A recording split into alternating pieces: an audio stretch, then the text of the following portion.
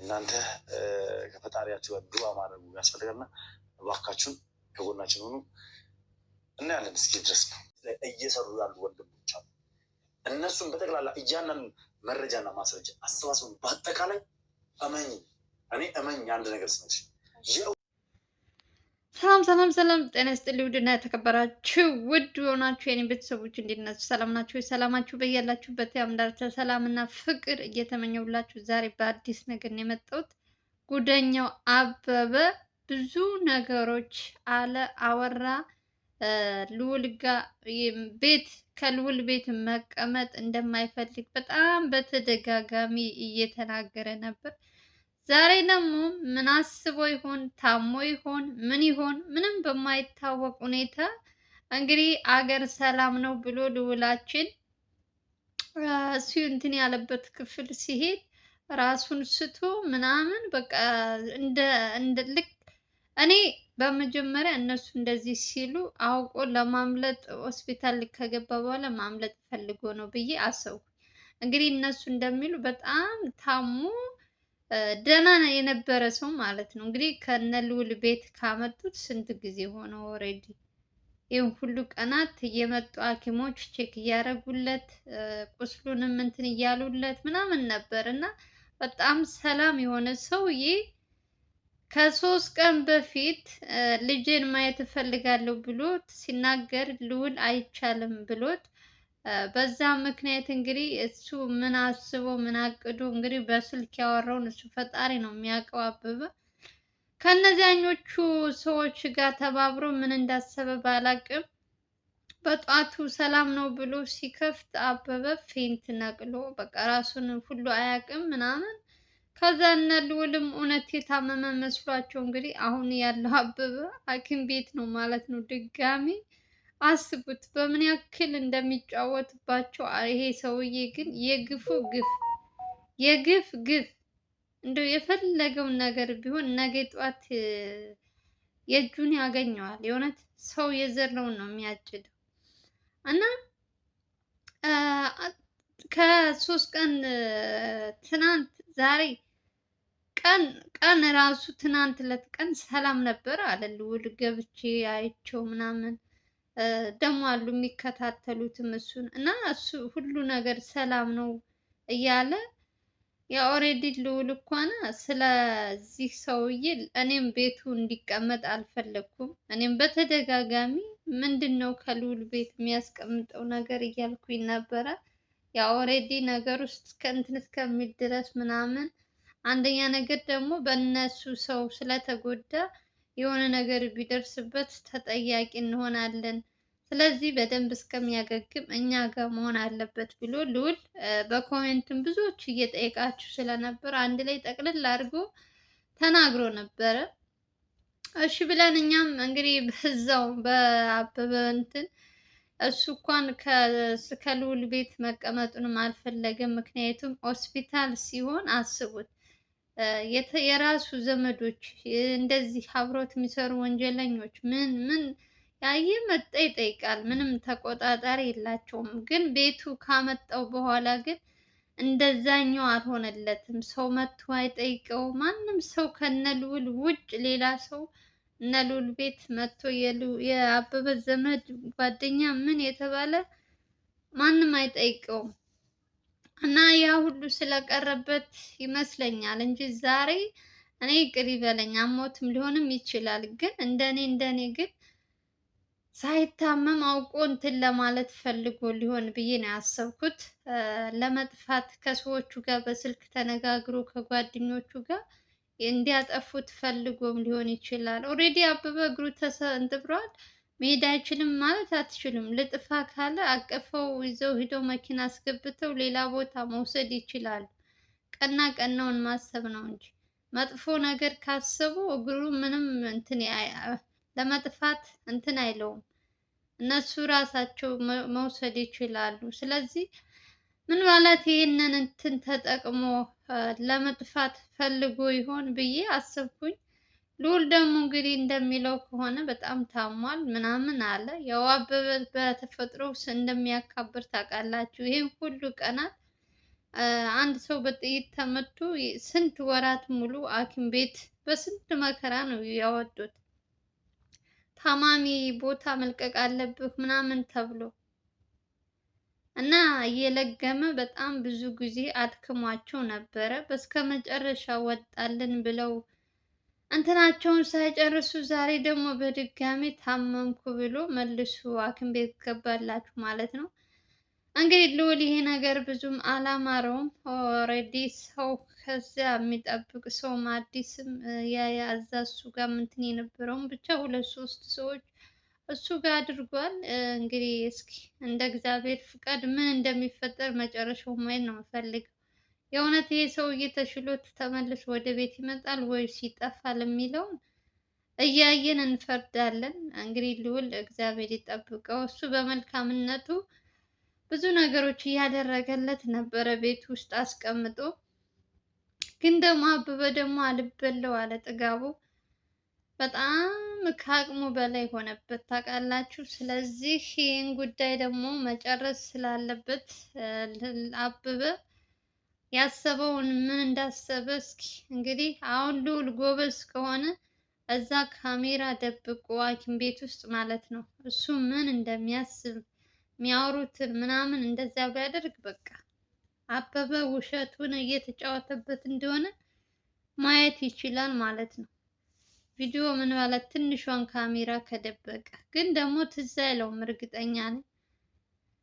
ታመመ ብለው ለሱ ሲሯሯጡ እንጂ እንደዚህ ያደርጋል ብለው አያስቡትም። በዛ በቦታ ስትሆኝ እኮ ስትደናገጭ የምታደርጊውን አታጭም።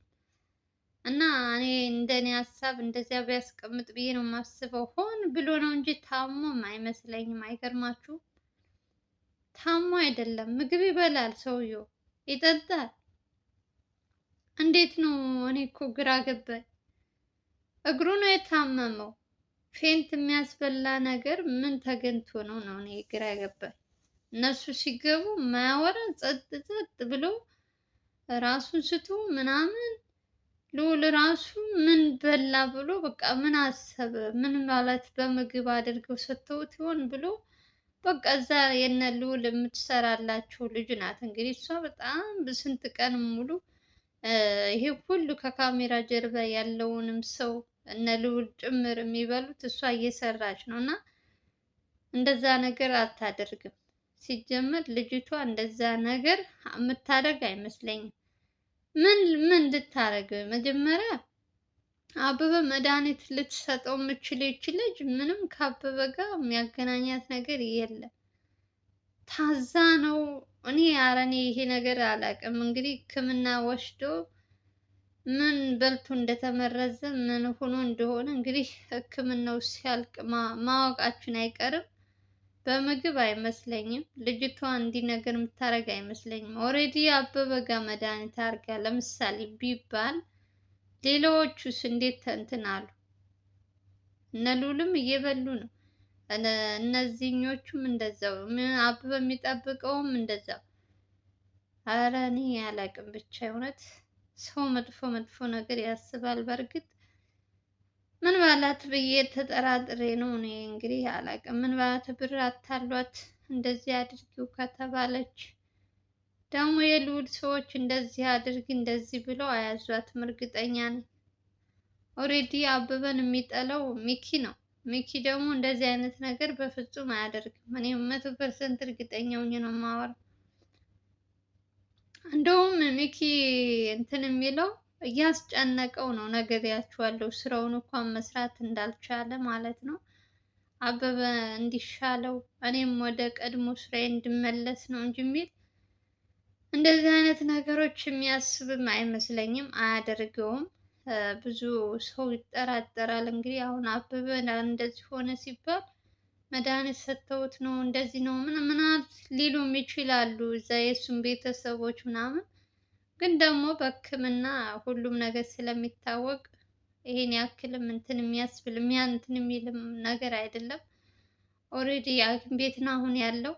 ቀጣይ ደግሞ እንግዲህ ምን እንደምንሰማ እስኪ ቸር ወሬ ያሰማን። እየቀለደባቸው ነው ሲጀምር። ሰውየው ምን አይነት ምን በምን ቀን ከልዑል እንደተገናኘ አላውቅም። የእውነት በምን ቀን ብላችሁ ትጠላላችሁ? አበበ የመጣበት ወደ እነ ልዑል የተዋወቀበት ቀን የተረገመ ቀን ነው ብላችሁ የምትረግሙበት ነው። እሺ ከመጀመሪያም ከአቤል ቤት ሲገባ ቀን ጀምሮ ነው አበበ የለከፋቸው ልጆቹን እና ሊያ እንኳን አንዴ ታሰረች።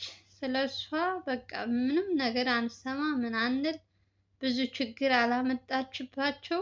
ሴት ናት። አንድ ጊዜ መጣች፣ የሚፈልጉትን መረጃ ተቀበሉ፣ ወሰዱ፣ አሰሩ። በቃ አሁን ትልቅ ጥፋት የሆነባቸው አበበ ራሱ ይሄ ሁሉ ስቃይ እያበላቸው ይሄ ሁሉ ነገር እንትን ያለባቸው በዛ ሰዓት ልዑል ቤት ባይቀመጥ ኑሮ ቀጥታ ወስደው እስር ቤት አስገብተውት ቢሆን አሁን ላይ ማናቸውም አይጎዱም፣ እንደሚፈልጉት መስራት ይችሉ ነበር። ግን ደግሞ አንዳንዴ ሲያዝብሽ አያማክርሽም እና ሰላም ነው ሀገር ሰላም ነው ብሎ እንግዲህ ልዑልም ይሄ ነገር ይፈጠራል ብሎ አላሰበም። ሚኪም እንደዛው ሁሉም ሰው ምን ይፈጠራል ብለው ሳያስቡ በቃ ይሄ ነገር ተፈጠረ። ይሄው አሁን ስራቸውን ለመስራት ተሳቀው እሱ ምን ሆነ እሱ እንትን እያሉ በጣም ሰላም የሚነሳ ሰው ነው አበበ ማለት። ለቤተሰቦቹም ሰላም የለውም፣ ለልጁም ለሚስቱም ለምኑም የማይመች ሰው። በቃ በህይወቴ እኔ እስካሁን ድረስ እነ ልዑል ስንት ወንጀለኛ አምጥተዋል፣ እንደ አበበ ጣራሞት የሆነባቸው ሰው የለም። የእውነት በጣም ብዙ ሰዎች አስረዋል። በጣም ብዙ ሰዎች ይሄን ያክል ያስቸገራቸው ወንጀለኛ አበበ ብቻ ነው እና በአበበ በጣም ብዙ ዋጋ ከፍለዋል። ግን ለበጎ ነው። እስኪ አንዳንዴ ያስተምራችኋል። ከአሁን በኋላ ወንጀለኞችን ቤት አምጥቶ ማስቀመጥ እንዲህ ማገዝ ምናምን ልዑል በአበበ መማር አለበት። የፈለገው ምስኪን ምስኪን ቢያጫውተው ማለት ነው። ኮተታቸው ብዙ ነው። ስራቸው ብዙ ነው። መልካም ነገር በተባልሽላቸው እነሱ ደግሞ አዙረው አንቺን ይጥሉሻል። ስለዚህ እግዚአብሔር ይጠብቃቸው። ልዑልም መልካም ነገር ተመኙ። ሌላ ምንም ልንላችሁ አንችልም። ቅን ልብ ያላችሁ ሰዎች ማለት ነው። እግዚአብሔር መልካሙን ነገር ያሰማል። ከባድ ነው የእውነት። አንዳንድ ጊዜ ለሰው ደግ በዋላችሁ መልካም በሰራችሁ ይህን ያክል ዋጋ የሚያስከፍላችሁ ሲሆን ደግሞ